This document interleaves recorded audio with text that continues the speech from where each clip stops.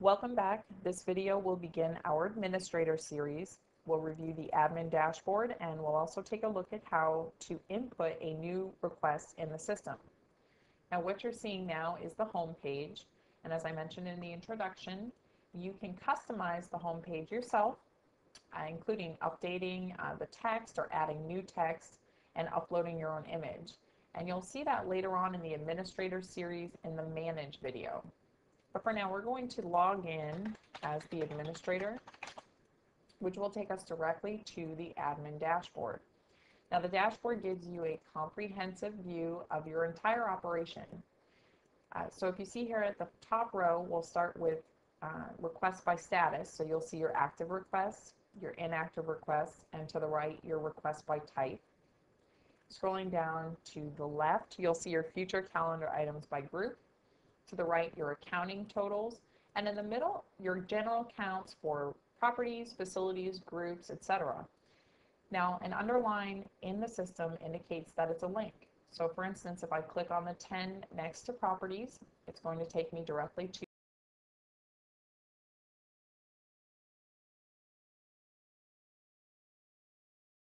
the most recent cancellation.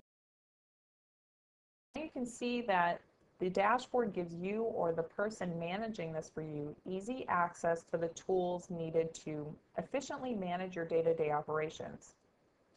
And in the introduction, I mentioned that the system is really set up to have your outside groups submit their requests online. So you'll receive them in the system, and you'll see that later on in the videos.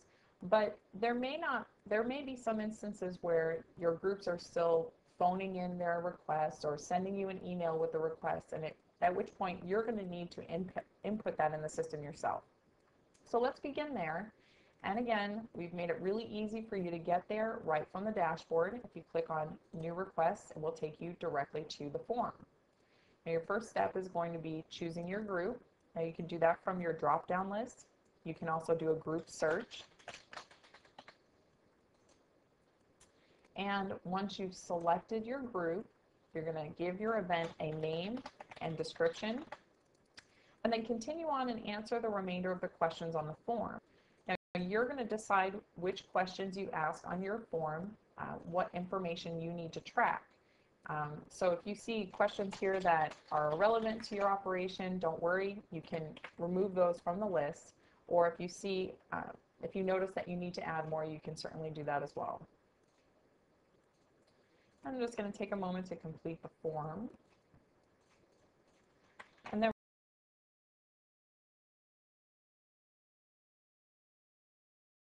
below the form questions is your agreement description. Now, you're going to input your own container.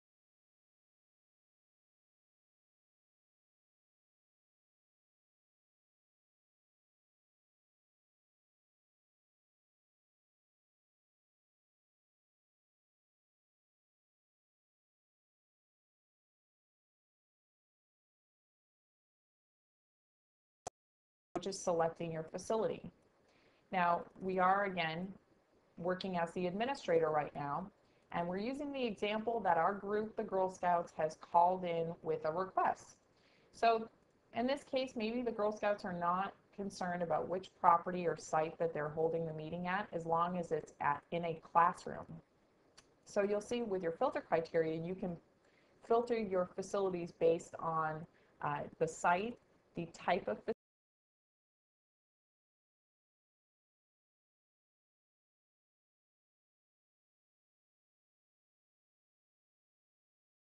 facilities that criteria. So in this case, we're going to use the meeting room. And a few things to note here that'll be really important to us when we log in as the requester later on in the video is some of the description that's here under the title. So you've got the type, where it's located, the occupancy, as well as a description, directions, and facts about the facility. So again, this is going to be really important to an outside group who's maybe not as familiar with this facility. They can also take a look at a photo tour of the facility.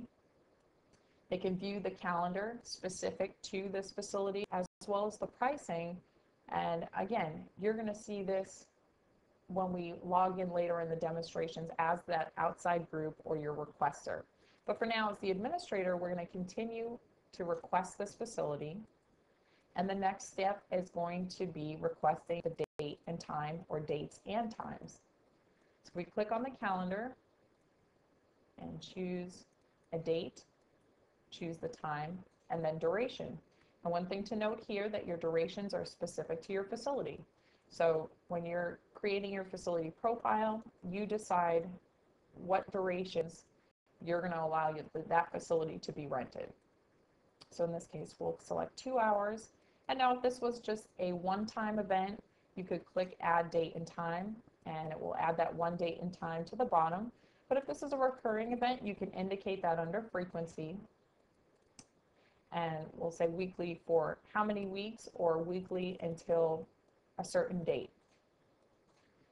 Click add date and time again, and you'll see that it added the appropriate number of dates.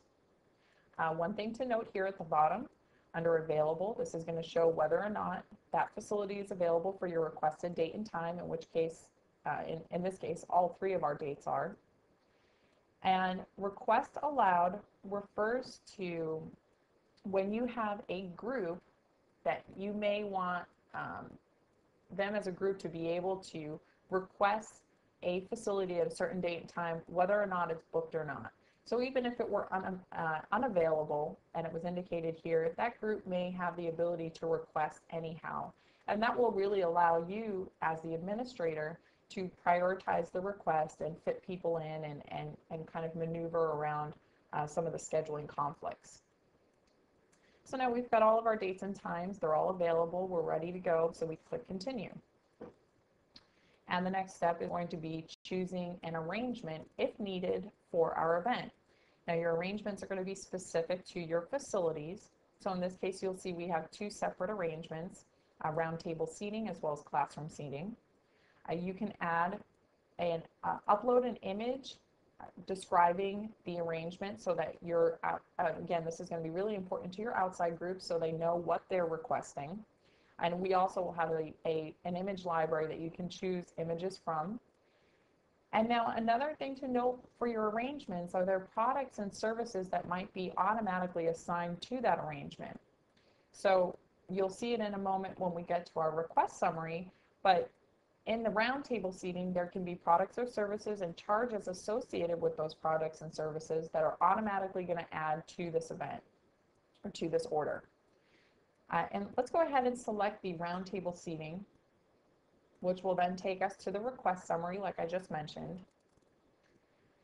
And now this is all of your pricing information, all of your dates and times and facilities, everything that's associated with your order. So this is really the final step.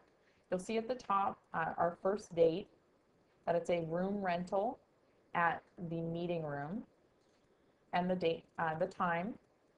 And then also you'll see our arrangement that we selected for roundtable seating.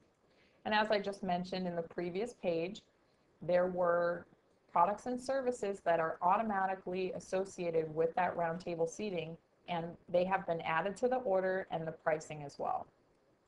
So as we scroll through, we're scrolling through the other 2 dates to the bottom, where you'll see that there was an application fee applied, and also the request ID number, the title, and the date that it was requested will be at the bottom.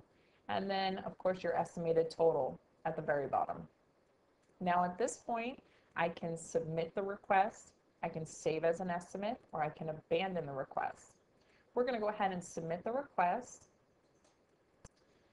It's going to give us a note that our request will be in review for 48 hours, which as the administrator already know. And note again that this is customizable as well. So you'll be able to put your own time frame and your own message here as well.